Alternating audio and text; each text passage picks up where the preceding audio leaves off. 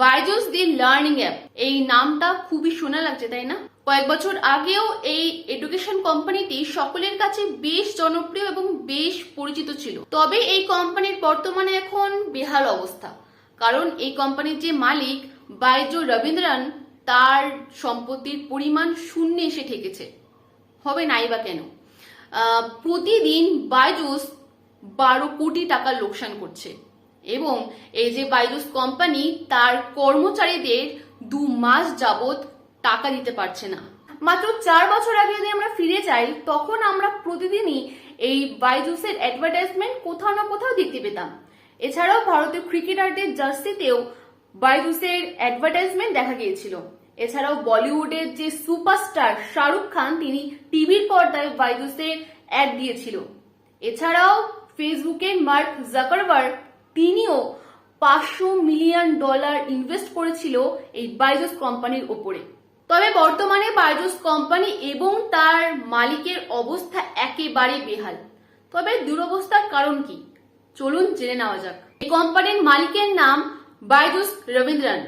তিনি একজন সাধারণ ঘরের ছেলে এবং একজন সাধারণ শিক্ষক, এবং তার সাধারণ শিক্ষক থেকে ধনী শিক্ষক হয়ে যাওয়ার যে জার্নি, সেটি অনেক ছাত্রদেরই বেশ ইন্সপায়ার করে।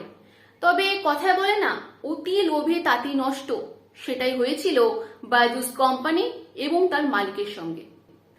ব্যবসায় সাফল্য পেতে বাইজুস রবীন্দ্রন সিদ্ধান্ত নেন, ভারতে যত সবে সবে পাশ করা ইঞ্জিনিয়ারিং ছাত্রছাত্রীরা রয়েছে তাদের সেলসে চাকরি দেবে এবং তাদের কাজ হবে বাড়ি বাড়ি গিয়ে বাইজুসের অনলাইন কোর্স এবং বাইজুসের ট্যাবলেট বিক্রি করা। এবং এইভাবে বেশ ভালো চলছিল বাইজুসের ব্যবসা।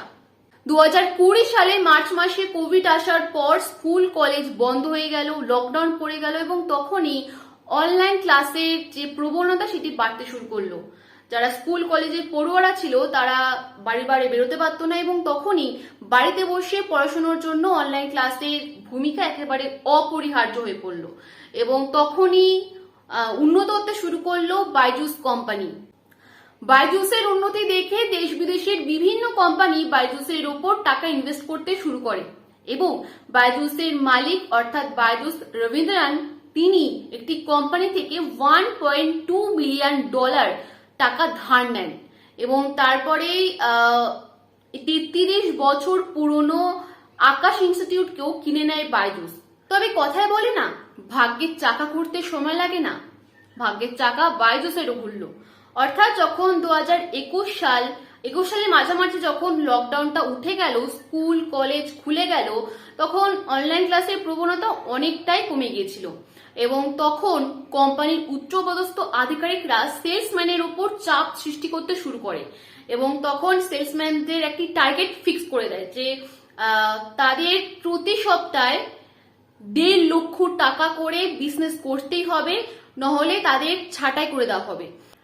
চাকরি চলে যাওয়ার ভয়ে সেলসম্যানরা টার্গেট পূরণ করতে শুরু করে এবং বাচ্চাদের বাবা মাদের কাছে গিয়ে ভুল ভাল অফার দিতে শুরু করে, বাচ্চাদের উপর প্রেসার ক্রিয়েট করতে শুরু করে। এছাড়াও যারা সেলসম্যানরা আছে তারা 15,000 টাকা দিয়ে কোর্সের ডাউন পেমেন্টও করে দিতে শুরু করে। ধীরে ধীরে নাম পড়তে থাকে বাইজুসের এবং রেপুটেশন রক্ষা করতে বাইজুস রবীন্দ্রন, তিনি সিদ্ধান্ত নেন যে ভারতের বিভিন্ন শহরে 500টি অফলাইন কোর্স শুরু করবে এবং সেই কোর্সে মেধাবী ছাত্রছাত্রীদের জন্য বিশেষ স্কলারশিপের ব্যবস্থা থাকবে। তবে তাতেও কোনো লাভ হয়নি।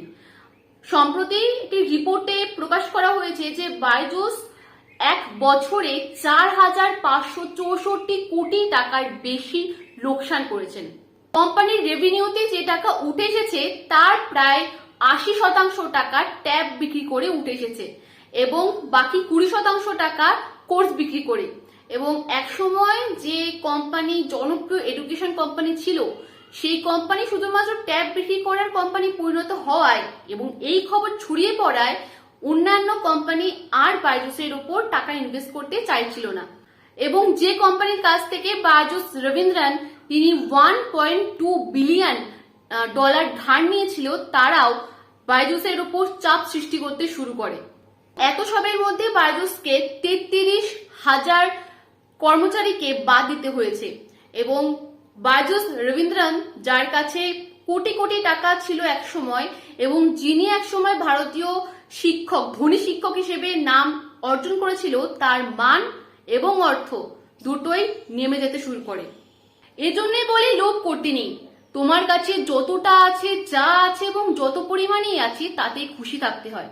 যদি অতি পরিমাণ লোভ করবে, তখন দেখবে তোমার কাছে যা আছে তাই হয়তো হারিয়ে যেতে পারে। নমস্কার, আমি সুমিতা, আপনারা দেখছিলেন সুমিতাস অ্যাসাইনমেন্ট। আবারও দেখা করছি অন্য কোনো ভিডিও নিয়ে, অন্য কোনো অভাবনীয় ঘটনার সঙ্গে।